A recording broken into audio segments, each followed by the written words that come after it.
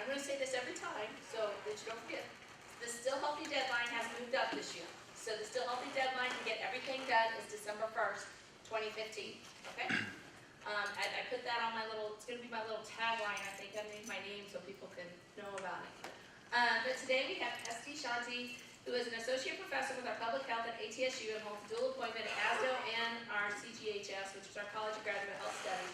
She's a clinical psychologist with expertise in behavior change on individual and population levels, and the author of a book, which I have read, The Time-Starved Woman Guide to Emotional Wellbeing. I got a free copy. Tools and Strategies for Wellbeing. Join us today as we let Esti take it over and talk to us. So, welcome. Thank you. Thank you so much, Tanya. I think the nice introduction was because I gave us a free book. I have to charge you, though. But the proceeds go to two good charities. One of them is the Smile Forward Fund at ASDO. So let's see. So we've talked about this for so long. I'm really happy to have this opportunity to share some of the passions in my life that I think are important to many, many people's lives. So we'll just start, I guess, and I thank you again for being here, and thank you, Tanya. So at the core, so New Year's is a good time to talk about lasting behavior change. Usually it's framed in the context of a New Year's resolution, but if we were to strip it of the window dressing and really boil it down to the essence of what this is, it's about lasting behavior change. That's what the core of success is. And before I go further, I invite you all to participate in something. Take your hands, separate your fingers, and bring them together. Notice which thumb is on top. Okay, now, take your hands apart, bring them together, but this time, put the other thumb on top. And how does that feel? There you go. So this is such a trivial, inconsequential act of behavior change. And yet, it's awkward, it's difficult, it doesn't feel right. So imagine the challenge, really, when we're trying to change people's behaviors, either for ourselves, for our patients, or help our patients change their behaviors, or change behavior on a population level. So it's not easy. So why is behavior important? So I have to put this in because of the academic ties. So there's the good news and the bad news. You know, it's very sexy to talk about genes, and you know, there are always studies coming out with genetic contribution to this and that. But if you make a pie chart about premature death, and this was, I think, in the New England Journal of Medicine, in the pie chart, 40% of the premature death was attributable to lifestyle issues, primarily smoking, weight, inactivity, sedentary lifestyle, alcohol, and accidents. So, but typically when people focus on New Year's resolutions, they're usually talking about these four things, or there's for many, many people, so that's what I'm going to be focusing on. But so the good news is that despite the fact that it's difficult, change is possible, and this is the reason why, this is how it contributes. So that said, life is uncertain, and we need to eat dessert first sometimes. So what I'd like to do is actually ask you what your burning questions are, so that I make sure I get to them, and not in the last 5 minutes when I'm rushing. And also, as I go through, I can then reference. So I've got a notepad, and does anybody have any burning questions? I don't have any plants in here that I prepared in advance. So any questions about New Year's resolutions, lasting behavior change? Thank you. All right.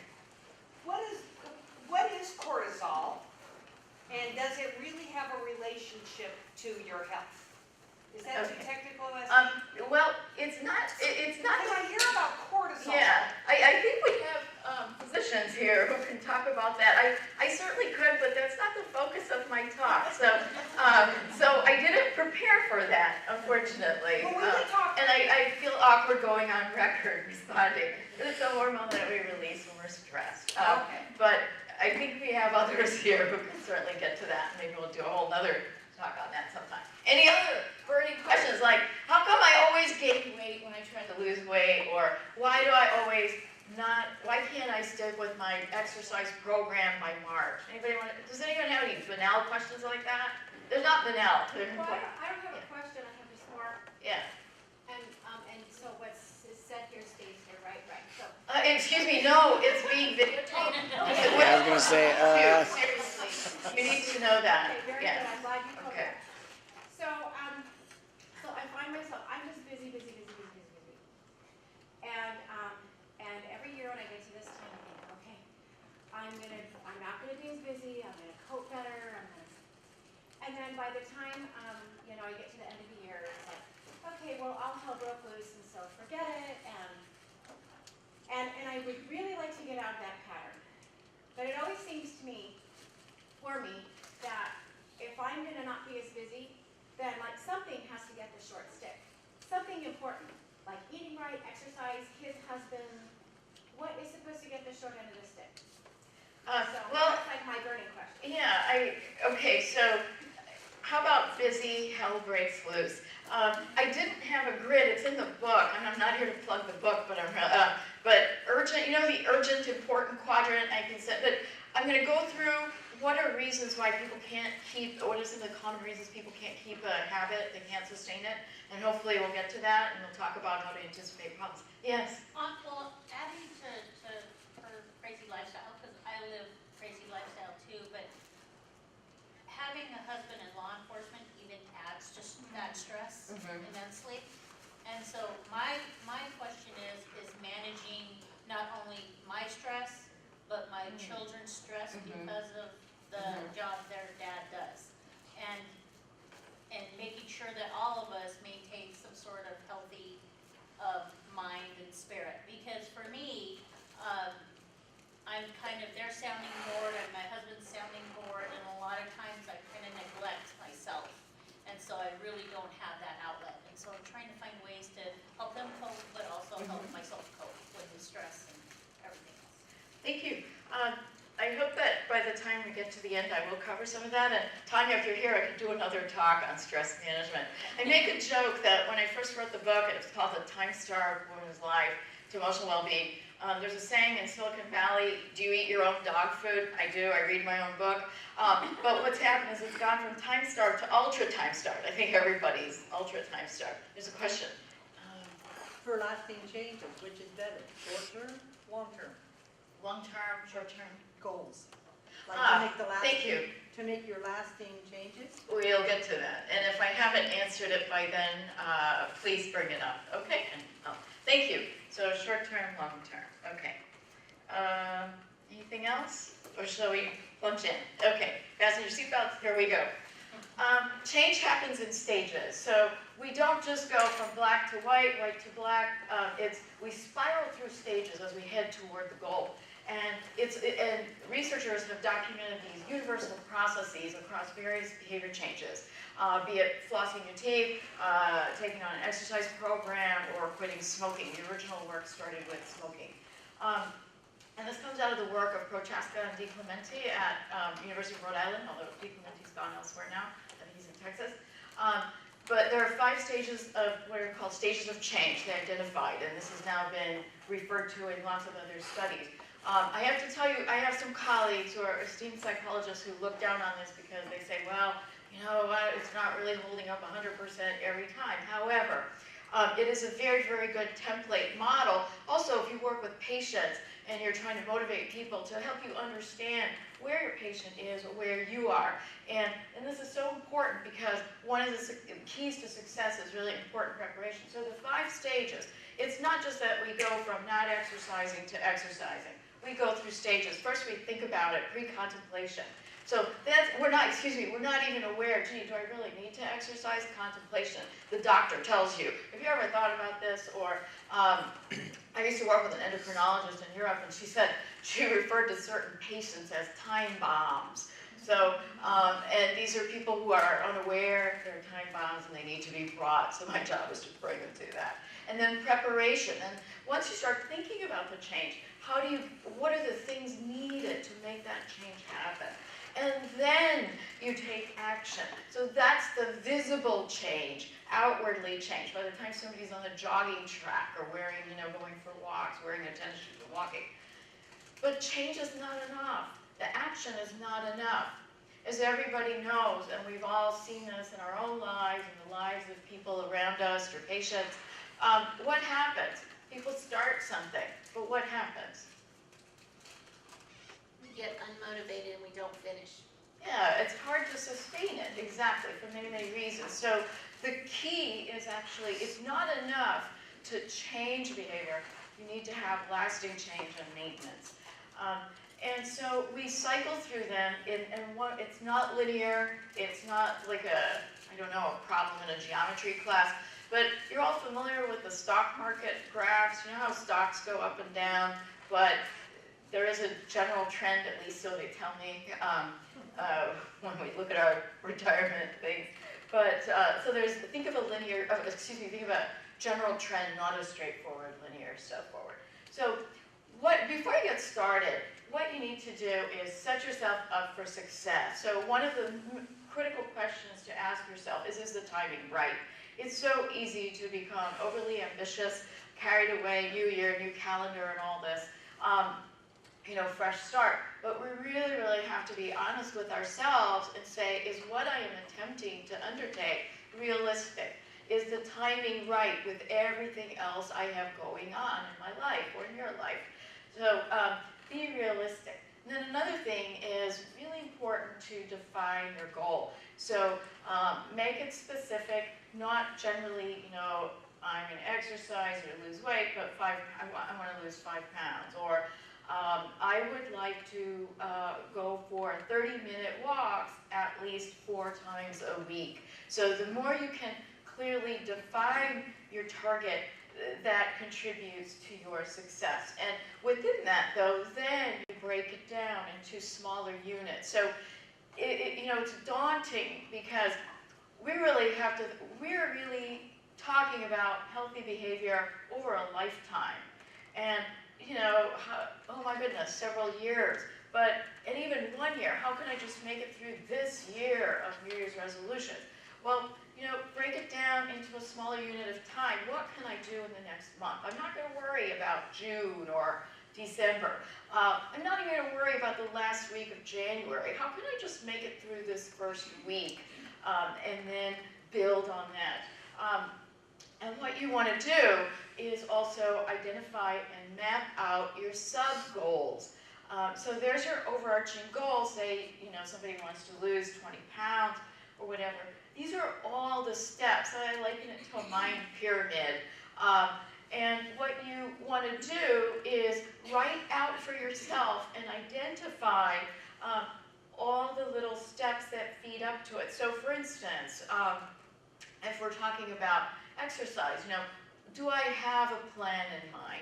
Do I have the access to the facilities? What do I need? Do I need a swimsuit? Do I need to get jogging shoes? And these are all steps before you start swimming laps regularly and successfully. These are all the little steps, and they're unique to whatever goal you have in mind. But you need to write these out and work your way through this. And by the way, for those of you who deal with patients with asthma or diabetes, actually this comes out of social cognitive theory and Albert Bandura's work. And this is some of the basis of also successful diabetes management or asthma self-management. Especially good for diabetes management as well, where people, before you ask people to, take your insulin regularly or whatever the doctor prescribes, you break it down into learning how to even measure the drug, how to administer it, feeling comfortable and mastery at each stage that leads up to it. So to use a cliche from movies or something, baby steps, these are the baby steps and the necessary technical steps that you need to get there, to get to that point. And this comes out of Albert Bandura's work, The Self-System and Reciprocal Determinism. It's a landmark paper from 1977 about how we exist. It's a means of understanding and explaining human behavior. And this has been this theory has influenced lots and lots of public health interventions and individual behavior change approaches in many, many countries. So it's quite universally accepted or substantiated. So I translated it, and I have his approval. He gave it a thumbs up. So it's really, the fancy term for it is a self-system and reciprocal determinism, and it's person-environment behavior. But the way I like to break it down is what is inside of you, the things you do, and the world around you. And what that means, the good news is that even though, hi, we have seats here, welcome. Even though behavior change is challenging, each of these is an entryway for creating change. And when you do something here, they may not all be equally proportional, and different elements of this triangle come into play at different times, but it's bidirectional. So by making a change in one place, you will bring about a change in the other. And this is really a way of breaking out of a funk, a bad mood, difficulty exercising, whatever. So, and just a little digression, but how you think affects how you feel, and your thoughts and behaviors are interconnected. So when you can change, and I'll come to that later, because it's important to have a positive frame of mind. Negative frames of mind are you know, they tend to throw us off track from maintaining our goals. But also, sometimes, even if you don't, so act as, how many of you have heard the phrase, act as if, or just get up and move? Right, so, and you don't have to feel motivated to exercise or walk or whatever. You just have to do it. And pretty soon, the feeling will follow. And then, it's really important to also think about your environment. And one way that I like to talk about it is the nested Russian doll. What is that called? Matrushka, I think, right? So, anybody speak Russian? Are those Matrushka dolls? I think so. Anyway, here is you.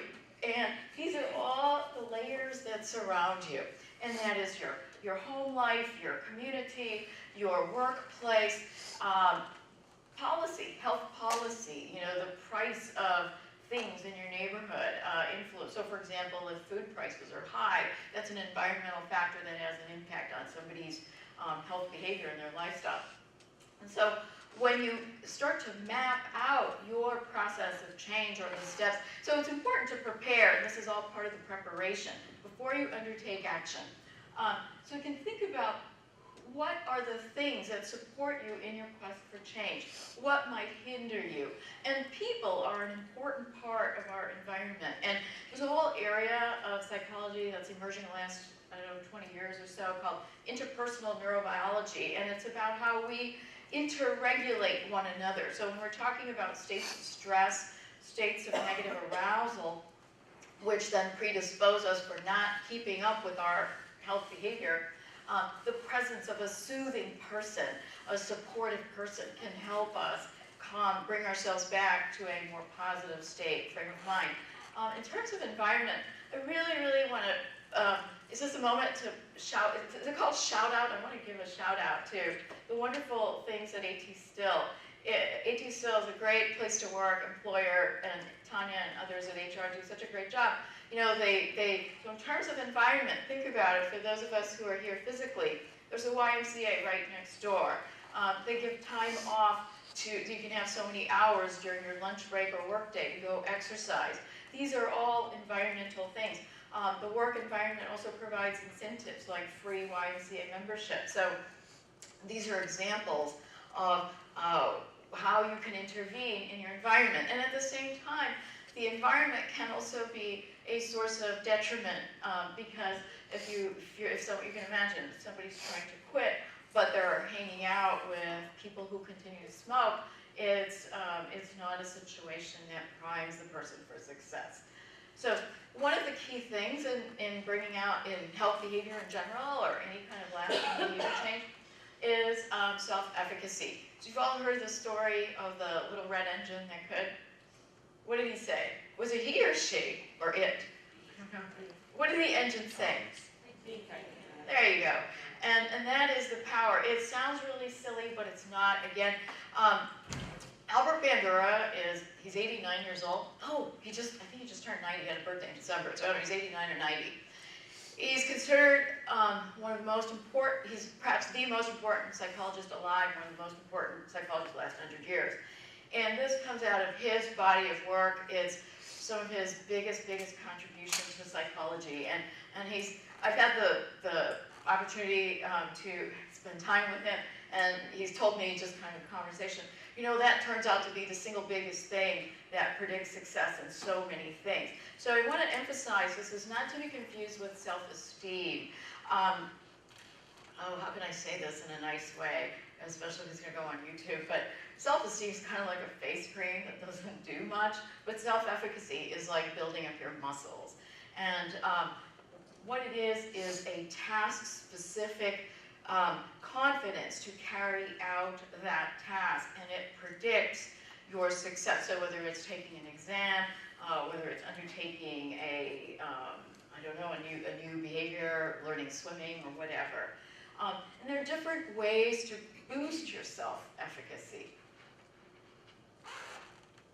It is changeable. So one of the first things is to look back at how far you've come. So you've got a new hurdle, but everybody has a track record of success. So it's usually you think about psychologists as pointing out what didn't go right and what was faulty and all this, but there's another side to psychology, and that is look at what works, look back and look at your successes. And even in the worst moments, there are things you have done right, and what can you take from that and extrapolate and use it going forward.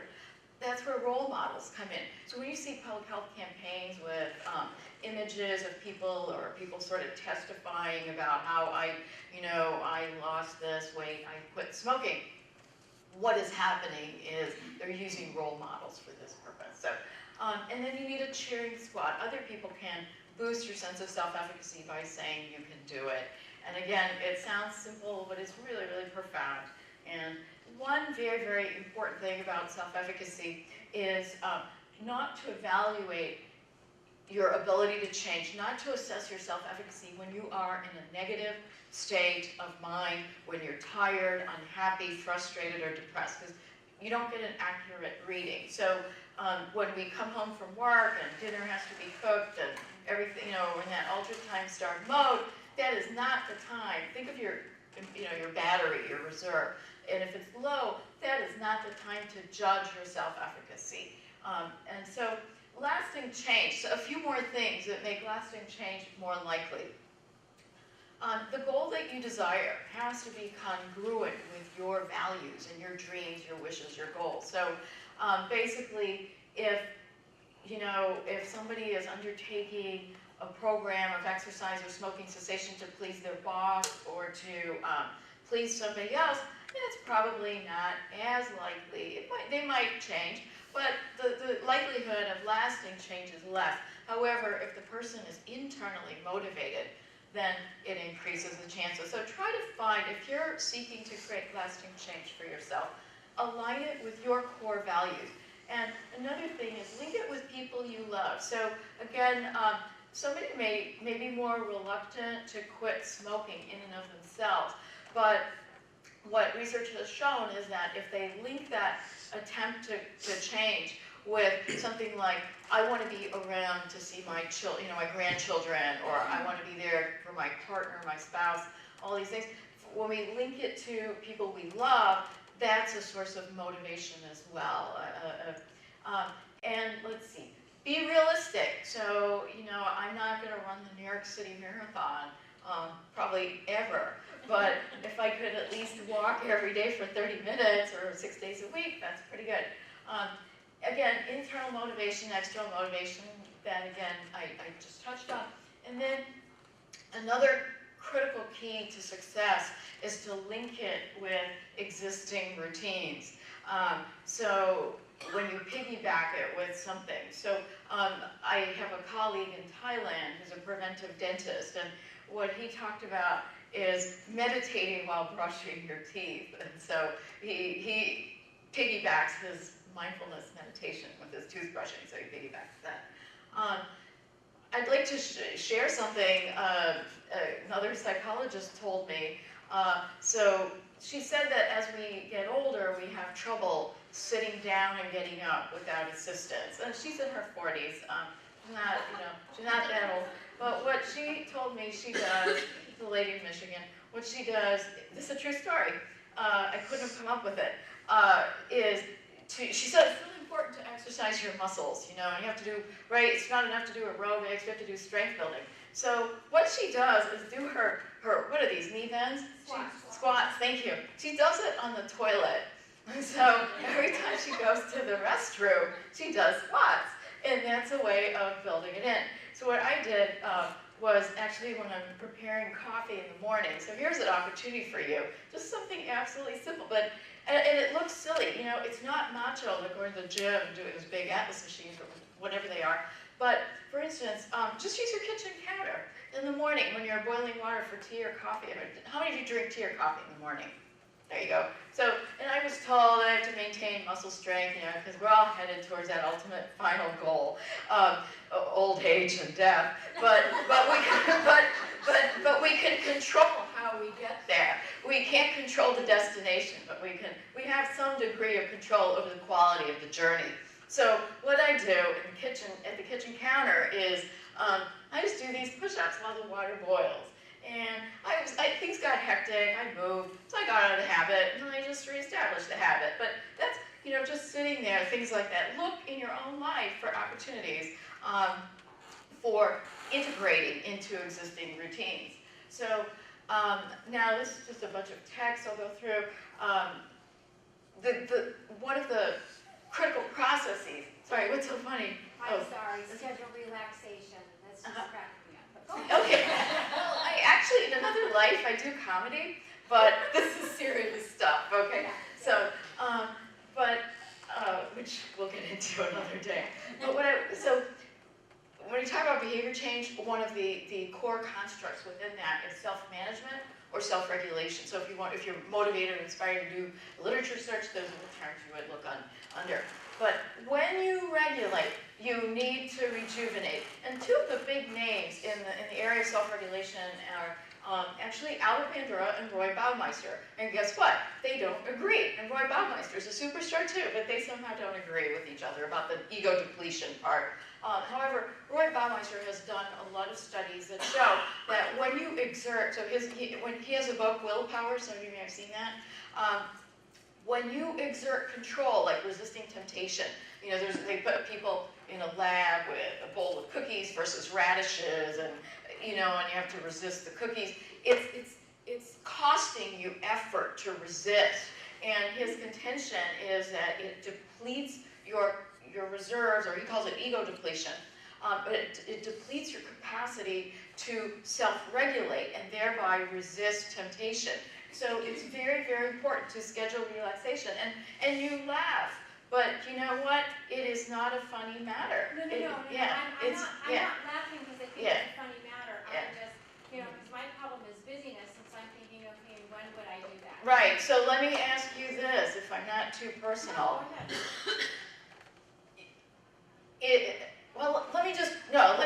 Let me quote what others have said. It takes less time to schedule whatever you need to do than it does to end up with a chronic illness and manage something later on. So think about your values, think about who's important to you. And we live in a culture where taking vacations is seen as a bad thing, or taking your lunchtime. It's virtuous in America to sit at your computer and eat your yogurt at your desk. Well, that's bad. We really need to stop. You're not a machine, and even machines shut down sometimes. You need to stop and take a break. Somebody had a question. Yeah, I have a question. In terms of scheduling your relaxation, for people that are busy, I know it's important, but is there a specific time, or can you break it up in chunks during your day? What's the most effective way to do that for busy people? Absolutely. And so one thing I've taught lots of places is mini meditation. And so we don't have time today, but I feel like we'll do another session. But I've had people, I did a lunchtime series at a bank in Switzerland, and the people wrote me afterwards how they use the information, and one lady told me she would go in the mid, she was tense with her boss and deadlines and all this big bank. She would go in the restroom, in the public restroom on her floor and shut the toilet stall and sit there and take a mini meditation. Another thing you can do with YouTube, if you have computers at your desk, is just put earphones, close your eyes, listen to soothing music for 5 minutes or 10 minutes, and that'll help you rejuvenate. For those of you who have a partner, married, whatever, date night, that's really, really important. Again, couple stuff is a whole nother talk, but it's so easy to let stress corrode the couple bond. And so really, really make it almost sacrosanct, if you will, to have date night and to focus on having fun. And again,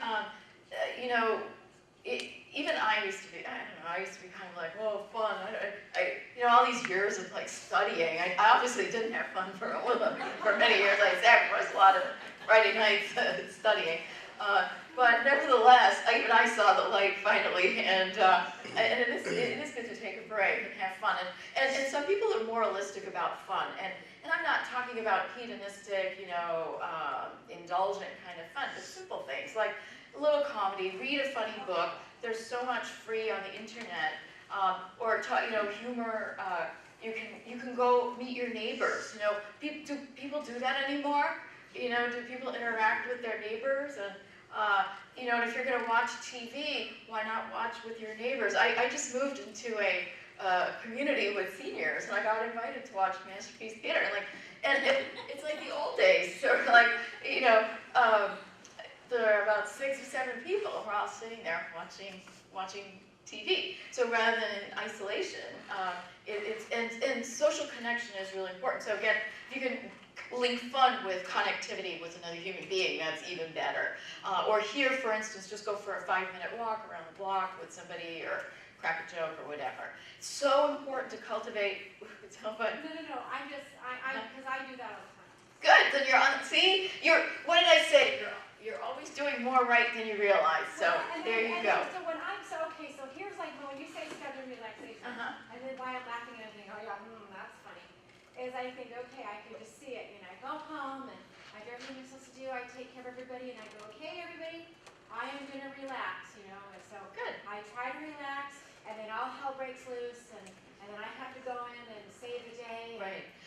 But if you did not... But what I'm hearing you say is like, even like 5 minutes here, 5 minutes Exactly, there. exactly. That you're giving yourself periods of relief from the load. Yes, and if you didn't relax and rejuvenate yourself when you have to be the rescuer in shining armor, you're just that much better when your batteries are recharged. Because eventually, I think everybody's reached those moments of complete depletion. And what good are we then to anybody, even ourselves? So, there's that cliche, it's like the airplane mask or the oxygen mask in an airplane. You need to put your oxygen mask on first before you worry about other people. And again, I'm not talking about like running off to the spa and spending all day for a pedicure, although that could be fun. I don't know. Never done it, but my friends tell me it's fun. Do whatever it takes to cultivate positive emotional states. Because the happier you feel, the better you feel, the more likely you are to sustain your endeavor of change. Keep a written record so that it gives you an accurate record or accurate feedback. So for those of you who have a wall calendar, for example, you may want to mark on there, I did a 10-minute walk or 5-minute Zumba, and then initially you might have other things motivating you, like a reward at the end of each week or something, but I promise you there will come a time when you'll see all those marks on your wall calendar, and you're going to feel so good. So really try that. And there are apps. I'm old-fashioned. I finally got an iPhone because of my students here. They got me to this, but I don't deal with apps. I just go pencil, paper, or paper and pen or whatever, and keep it simple. And that's another thing. The simpler it is, the better it is, the more likely you are to have lasting change. What are some threats? Depletion, low batteries. Lacking self-confidence, low self-efficacy. You ever hear somebody talk and say, oh, yeah, that's good for other people, it's never going to be me, right? really, you're so special that you can't, you know. But if you hear somebody talking like that, you know, especially with your patients and your clinical work, or your families, be sure to bolster their self-efficacy and say, well, you may feel like that, but you know, what we think and feel is not always accurate. I bet if you looked back on how far you've come, you will see successes. And what did you learn from that? And how can you apply that going forward? Again, also focus on realistic goals, stress and negative states. We can, if Tanya is open, maybe we'll do a whole other one on stress management. Environmental triggers are really big. Eating or drinking at parties and social events. So how many of you have resolved to eat healthy and then you go somewhere and there are all these cookies, and especially we just got out of the big holiday season from, what is it, like Thanksgiving onwards to New Year's Eve, and it's, I don't know, Costco, I don't know, it's like Costco-sized parties or something. And so those are minefields when you're trying to change behavior. And what you need to do, I'll get to that, is plan ahead. Oops, excuse me. All or nothing is really important. The fancy name for this, there are two names. Abstinence violation effect, and that comes out of the work with alcohol and relapse prevention. Roy Baumeister talked about it as what the hell. So I didn't put it on here because I thought maybe, you know, Dr. Altman is one. I have two deans. He's one of them. You know, Dr. Dilbert might be okay with me putting that, but Dr. Altman probably wouldn't. So, but I'm quoting a famous scientist when I say the what the hell effect. Can you all sort of infer what I'm talking about here? Yes. Okay. Yeah. So I ate those 3 cookies. So what the hell? I'm never going to change. It's not going to matter. So I'm going to go back. I'm just going to eat the whole bag. That's called a binge. How come no one ever binges on celery? You know? So I've never. Okay, have you? Sounds like a study. Right, there we go. Yeah, let's write a grant. Okay. Okay. Why do you carry a spare tire in your car? Yeah, why do you? How many of you belong to AAA? Okay. What's your primary reason for joining AAA? I bet it's not the travel discounts. What's your primary reason? Roadside assistance. Exactly. All right. Anybody else? Why do you keep saying? Are you in agreement? Is that part of why you're okay? Same thing. When you set out on the road to lasting change, you need to anticipate obstacles. And not just be surprised and confronted, but know what to do. So along with having a plan for success with all the sub-goals, goals, rewards, tracking, all these things, you need to have a plan and anticipate what could go wrong. What can you look back at past events in your life or experiences where there were threats to your lasting change? And so what can you learn from that and anticipate? So, and sometimes we're too depleted or drained to think. And that's where having a plan in place makes it a little bit easier. And what you can do is just refer to that plan.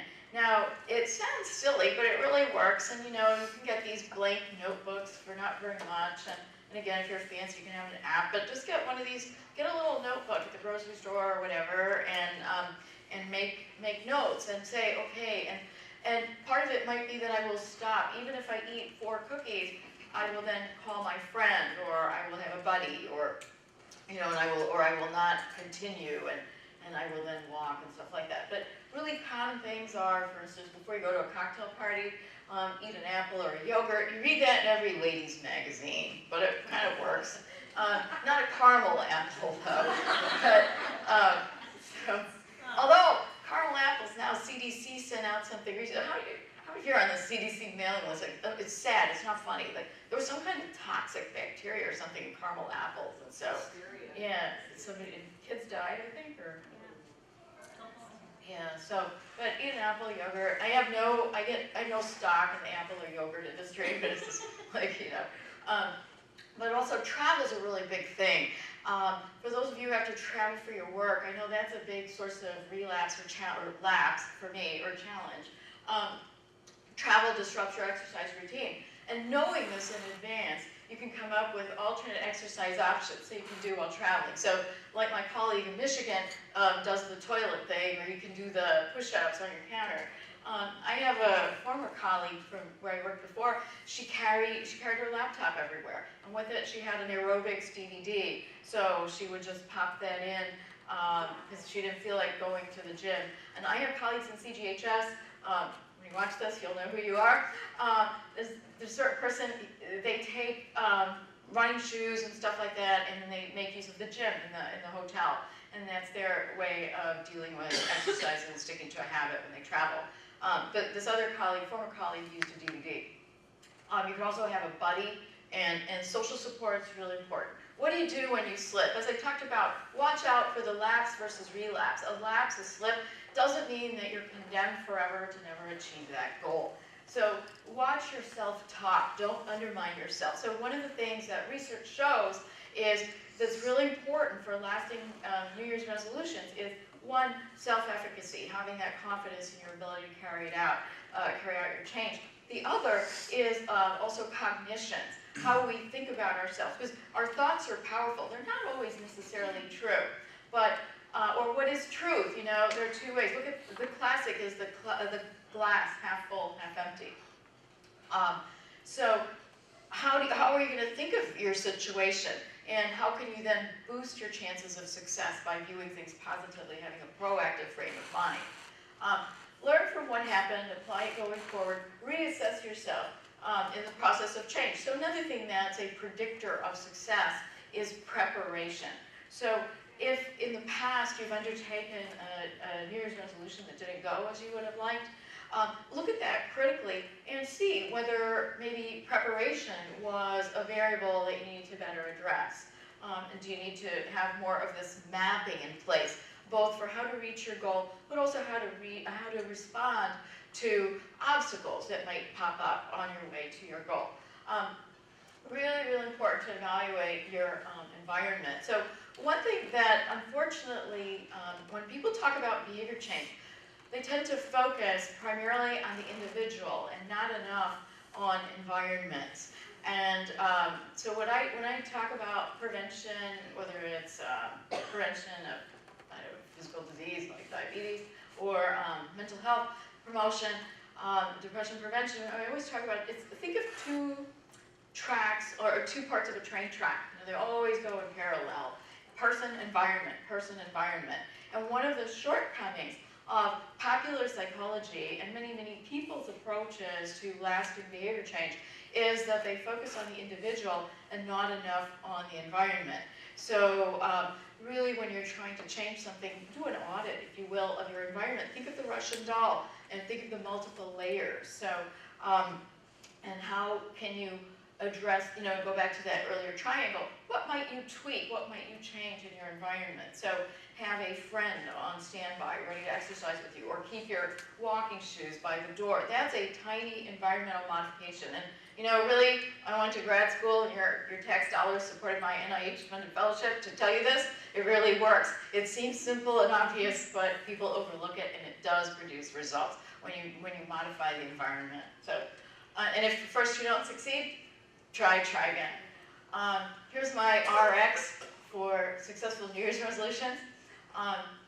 But before I get to that, perhaps, please, let's come back to your question. Short-term goal, long-term goal, right? So let me back up and say, what is a long-term goal made out of? Short-term. There you go. And I think it's great, you know, and it's implied that when our physicians tell us, you know, oh, you got to do this, you got to do that, or the dentist tells you got to do, right, we have some here too. Yeah, you know, oh my God, a whole lifetime of flossing? Really, Mark? I mean, it's overwhelming. But of course, if I want to keep my teeth, I need to do that. You know, if I don't want to land in your, you know, in your chair with a knife in your hand, I prefer to meet you like this, not with your surgical knife. So it's much easier to just think about the next step. And yes, we have the long-term goal in mind, which ultimately I think is health, well-being, quality of life. As I said, we're all going to die. It's inevitable, but it's how we live before we die that matters. So if it's motivating and feels comfortable to have a long-term goal, that's great. But for many, many people, it's just overwhelming. Like I have colleagues and friends say, oh my God, I can't even think about the weekend. I just need to get through today.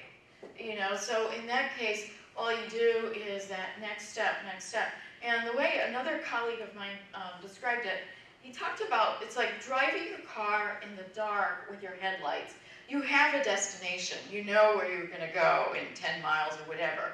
But the only thing that's in our immediate control and focus is just where those headlights are. So yes, you want lifelong change or lasting change, but my suggestion is to break it down into smaller pieces and just think about that week, that month, and reward yourself. So there are external rewards, so like going to a movie, buying yourself flowers, getting a massage, all these things.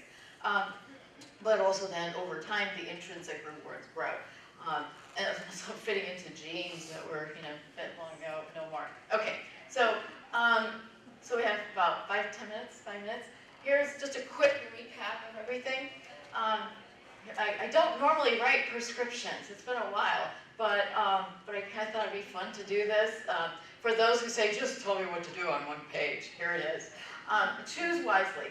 Set goals that are realistic and measurable. And I would say also, don't be overly ambitious. So while again, for somebody who has a high level of self-efficacy, who's had a strong track record of a lot of things, of achieving a lot of goals, and is a strong self-regulator, long-term, lifelong goals might make sense. But for most human beings, it's daunting. How are you, I have a question for you. I used to tell my students in Switzerland, or ask them, because they're Alps, right? How do you climb a mountain? There you go. It's the only way to scale Mount Everest or any other mountain. Okay, so just and you don't have to climb Mount Everest, you don't have to run the New York City Marathon. Sometimes all you have to do is walk around the block. Make sure the timing is right. So that's about being realistic also. Make sure there's not too much else going on. So for instance, if somebody is caring for an ill relative, they've got a person there in the hospital dealing with a lot of stuff, that may not be the time to really take on a new task. But what might be possible is to do the self-care. And by doing self-care, you at least contain and you don't let things spiral and you allow yourself to rejuvenate and at least cope with what is there. So again, place your desired change in the context of everything that's going on in your life at that moment, and does it make sense to take on something big. Watch your negative thinking and self-talk. Sometimes we are our worst enemies. People say all kinds of things to themselves that they wouldn't dare say to a friend. Like, oh, I'll never do it. It'll never happen. I'm condemned. Really? Would you say that to your best friend? No. So don't say it to yourself. I'm not talking about you, but maybe somebody out there on YouTube. Okay, keep track of progress. Cannot emphasize enough. Put it in writing. For those of you who do clinical work, we all know, right? We always hear, put it down in writing. Put it down in writing, or any contracts. Put it down in writing. Same thing. When you undertake behavior change, try to keep track of your efforts and put it in writing and look at it and learn from it and go forward. Motivate from within, not externally. Seek support for your change process.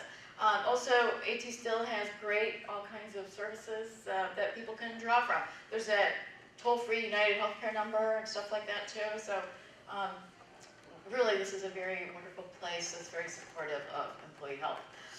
Anticipate problems and have a path. Think AAA. Hopefully you won't need the tow service, but have it ready. Don't interpret a slip as a lap. Be patient. I just coined that word. Patient and compassionate. I blended them. Be patient and compassionate with yourself. Self-compassion is really, really important. The whole psychology of that. It's very, very easy to beat up on oneself, be judgmental. Often we are very critical of ourselves. It's important to be self-compassionate, and that helps success as possible. So any other questions? And I thank you very much for your time and interest. Thanks for showing up. And thank you, Tanya. Thank you.